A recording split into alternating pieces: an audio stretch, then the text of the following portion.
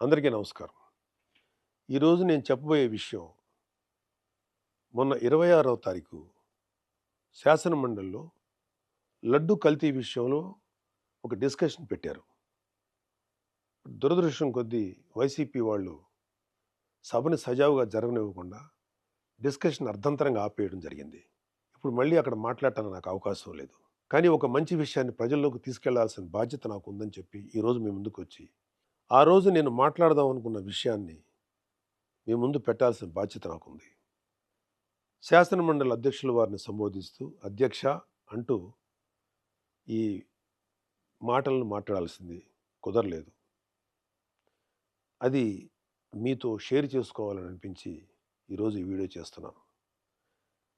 ఈ వీడియో చేయటంలో ఎవరిని హర్ట్ చేయాలని కానీ ఎవరిని బాధ పెట్టడం కానీ నా ఉద్దేశం లేదు. ఒకవేళ ఎవరైనా సరే ఏదైనా మీ మనసులో గాయపడితేనో లేకపోతే మీ మనసులో బాధపడితేనో నన్ను క్షమించండి. ఇప్పుడు వీడియోలోకి వెళ్దాం.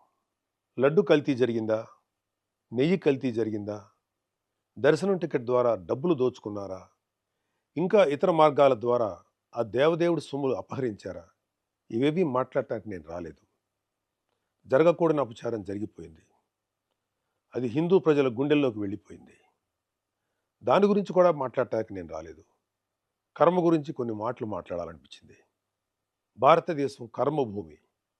ఈ కర్మభూమిలో అనేక రకాల మతాలు, కులాలు, జాతులుగా ఏర్పడి ఉన్నప్పటికీ అంతిమంగా అందరూ భారత సంతతి, హిందువుల సంతతి. మనమంతా హిందూ మత మూలాల నుంచి వచ్చిన వారమే. అనేక కారణాల వల్ల రకరకాల మతాలను స్వీకరిస్తున్నప్పటికీ మనందరి నరనరాన జీర్ణించుకున్నది హిందూ ధర్మం మాత్రమే. ఏ మతస్థుడైనా ఏ వ్యక్తులైనా కర్మ సిద్ధాంతానికి కట్టుబడి ఉండాల్సిందే. For every action there is an equal and opposite reaction అని న్యూటన్స్ లా చెప్పినట్టు కర్మ సిద్ధాంతం ఆధ్యాత్మిక భావన మాత్రమే కాదు, ఇది సైన్స్ కూడా.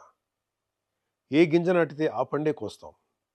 విత్తనాలు వృక్షాలుగా ఎదుగుతాయి అనేది సైన్స్ అయితే కర్మ కూడా సైన్సే. కాదు అందులో దైవత్వం దాగి ఉంది అంటే కర్మ కూడా దైవత్వమే. కర్మ సిద్ధాంతానికి విశ్వవ్యాప్తంగా అనేక మంది ఏదో ఒక విధమైన డెఫినేషన్ ఇచ్చిన వారే. మంచి పనులు చేస్తే కుటుంబానికి, మనకి, పిల్లలకి కూడా మంచిది, మంచి జరుగుతుంది. తప్పు చేస్తే పిల్లలకి, కుటుంబానికి, మనకు కూడా మంచిది కాదు. Karma has no menu. You get served what you deserve. Eventually everybody will have to face the karma whether it is good or bad. దైవద్రోహం చేయటం అన్నిటికన్నా చెడు కర్మ. ఒకవేళ దేవుడితో పెట్టుకుంటే దేవుడైనా క్షమిస్తాడేమో కానీ కర్మ మాత్రం ఎవరినీ క్షమించదు. కర్మ అనేది కంటికి కనిపించిన ఒక శక్తి. Even God has to face it. భగవంతుడు కూడా మానవ జన్మెత్తితే కర్మను అనుభవించాల్సిందే. కురుక్షేత్ర సంగ్రామంలో ధర్మాన్ని పరిరక్షించడానికి శ్రీకృష్ణుడు వేసిన కొన్ని వ్యూహాలు, తద్వారా గాంధారి శాపాన్ని తన కర్మగా స్వీకరించిన భగవానుడైన శ్రీకృష్ణుడు కూడా కర్మను అనుభవించక తప్పలేదు. కర్మ ఎవరైనా సరే అనుభవించాలి అని చెప్పడానికి ఇదొక ఉదాహరణ. దైవాంశ సంభూతిని అనిపించుకున్న గొప్ప గొప్ప వారు కూడా ఏదో కర్మ చేస్తారు, దానికి తగ్గ ప్రతిఫలం అనుభవిస్తారు. ఒక ఇంటి యజమాని చేసే మంచి చెడుల ప్రతిఫలం కర్మ రూపంలో ఆ ఇంటి మొత్తానికి వస్తుంది.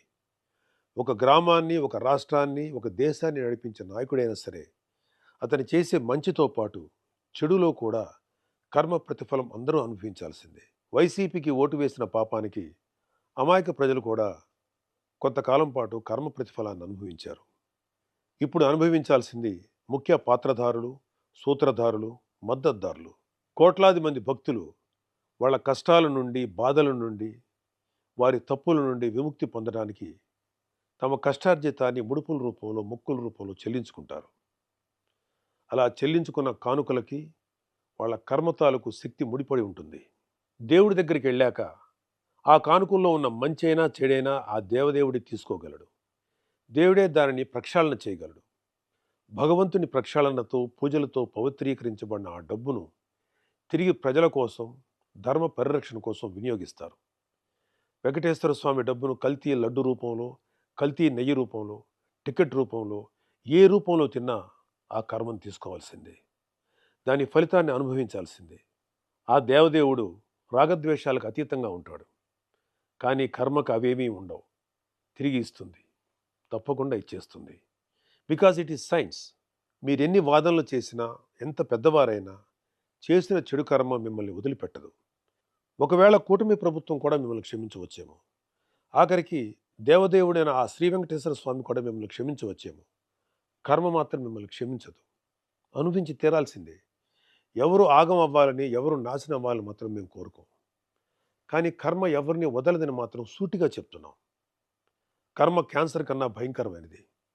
క్యాన్సర్‌కి చికిత్స ఉందేమో, కానీ కర్మకు చికిత్స లేదు. క్షమించమని ఆ స్వామివారిని కోరుకోవడం ఒక్కటే మీరు చేసే పాపానికి ప్రాయశ్చిత్తం. ఇప్పటికైనా చేసిన తప్పుకు క్షమాపణలతో పాప ప్రాయశ్చిత్తం చేసుకోవాలని లడ్డు కల్తీ స్కామ్ భాగస్వాములకు, పాత్రధారులకు, సూత్రధారులకు, మద్దతుదారులకు సూచిస్తున్నాం. మీరు చేసిన పాపాలు మీ కుటుంబ సభ్యులకు అంటుకోకుండా మీ వరకే పరిమితం అవ్వాలని ప్రార్థిస్తున్నా. మీ కర్మకు మిమ్మల్ని వదిలేస్తున్నాం. చివరిగా ఒక మాట చెప్పి ముగిస్తాను. ధర్మరాజు చేసిన రాజసూయ యాగంలో శ్రీకృష్ణుడికి అగ్రతాంబూలం ఇవ్వటానికి నిశ్చయించబడింది. కృష్ణుడికి అగ్రతాంబూలం ఇవ్వటానికి ఇష్టం లేని శిశుపాలుడు లాంటి దుర్మార్గుడు, పాపాత్ముడు అనేక పాపాలు చేశాడు. అనేకమైన మాటలు అగ్రతాంబూలం తీసుకుంటున్న శ్రీకృష్ణుడి మీద సంధించాడు. చాలా చెడ్డగా మాట్లాడాడు. శ్రీకృష్ణ భగవానుడు వెంటనే కోపించుకోలేదు, ఆవేశపడలేదు. కానీ అతనికి కొంత అవకాశం ఇచ్చాడు. ఆయన ఎదురుగా ఉన్న పళ్ళెంలో వక్కలున్నాయి. అతను మాట్లాడే ప్రతి చెడు మాటకి, ప్రతి చెడు చేతకి ఒక్కొక్క వక్క చొప్పున లెక్క పెడుతూ ఉన్నాడు. 100 వక్కలు లెక్కెట్టాక శ్రీకృష్ణ భగవానుడి చేతిలో ఉన్నటువంటి సుదర్శన చక్రం ఆ శిశుపాలుడి కంఠాన్ని ఖండిస్తుంది. ఈ సీన్ని శ్రీకృష్ణ పాండవీయం అనే చిత్రంలో దివంగత నందమూరి తారక రామారావు గారు, మాజీ ముఖ్యమంత్రి, మహానుభావుడు శ్రీకృష్ణుడు పాత్ర వేసినప్పుడు మన కళ్ళకు కట్టినట్టు చూపించారు. హైందవ ధర్మాన్ని ఆచరించే ఉత్తముడు, నా స్నేహితుడు తనికెళ్ళ భరణి గారు ఈ లడ్డు కల్తీ విషయం తెలిసిన తర్వాత బాధతోటి, ఒక రకమైన వ్యంగ్యంతో ఒక కవిత లాంటిది చెప్పారు. దానికి ఒక పేరు పెట్టారు ఆయన. బొక్కలు లెక్కెట్టేశాను జాగ్రత్త అని. ఎందుకో అది కూడా మీకు చదివి వినిపించాలని నాకు అనిపించింది. ఈ కవితని శ్రీ వెంకటేశ్వర స్వామి పాయింట్ ఆఫ్ వ్యూలో ఆయన చెప్పడం జరిగింది. కల్తీ లడ్డుని కళ్ళకద్దుకొని నోట్లో వేసుకున్నాను. వెంకటేశ్వరుడి గొంతులో వెలక్కాయ పడింది, పచ్చి వెలక్కాయ పడింది. నేను కేశవుణ్ణా, శివుణ్ణా? నా గొంతులోది తిరుపతి లడ్డూనా, పశుపతి మింగిన గరళమా? వడ్డీ కాసుల వాడికే లాస్ చూపించిన ఆ జగన్నాటక సూత్రధారివి నువ్వేనన్నమాట. 7 కొండలను ముట్టుకుంటే ఎవరినైనా వేసుకెళ్ళిపోతుంది రోయ్. నా చక్రం ఫ్యాను కన్నా స్పీడుగా చంద్ర ప్రచండ పవనంలా తిరుగుతూ మీలాంటి శిశుపాలకుల కంఠాల్ని కత్తిరిస్తుంది. 100 తప్పులు చేసేశారు, ఇక క్షమించే ప్రసక్తి లేదు. ఒక్కలు లెక్కెట్టేశాను, వస్తున్నా కబడ్దార్. గోవిందా గోవింద.